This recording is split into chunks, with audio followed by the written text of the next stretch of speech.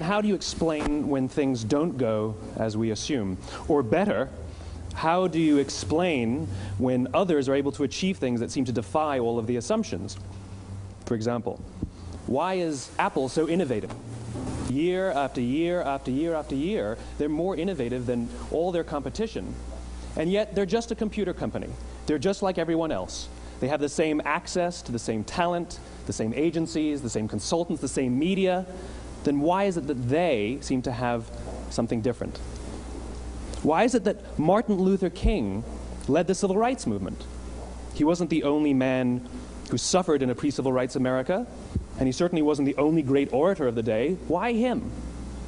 And why is it that the Wright brothers were able to figure out controlled powered manned flight when there were certainly other teams who were better qualified, better funded, and they didn't achieve powered manned flight, and the Wright brothers beat them to it? There's something else at play here. About 3.5 years ago, I made a discovery, and this discovery profoundly changed my view on how I thought the world worked, and it even profoundly changed the way in which I operate in it. As it turns out, there's a pattern. As it turns out, all the great and inspiring leaders and organizations in the world, whether it's Apple or Martin Luther King or the Wright brothers, they all think, act, and communicate the exact same way, and it's the complete opposite to everyone else. All I did was codify it.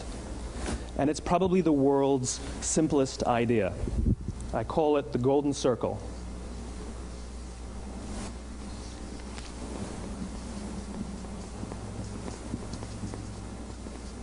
Why, how, what? This little idea explains why some organizations and some leaders are able to inspire where others aren't. Let me define the terms really quickly. Every single person, every single organization on the planet knows what they do, 100%. Some know how they do it, whether you call it your differentiating value proposition or your proprietary process or your USP. But very, very few people or organizations know why they do what they do.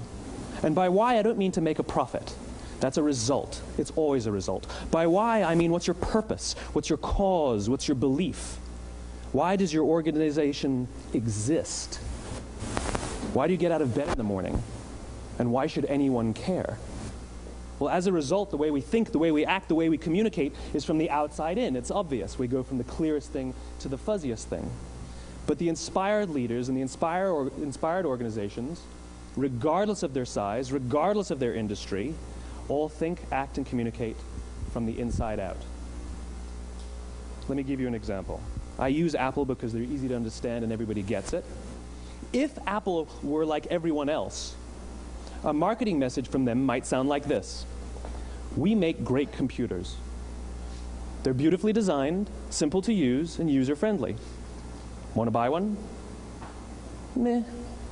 And that's how most of us communicate. That's how most marketing is done, that's how most sales is done, and that's how most of us communicate interpersonally. We say what we do, we say how we're different or how we're better, and we expect some sort of behavior, a purchase, a vote, something like that.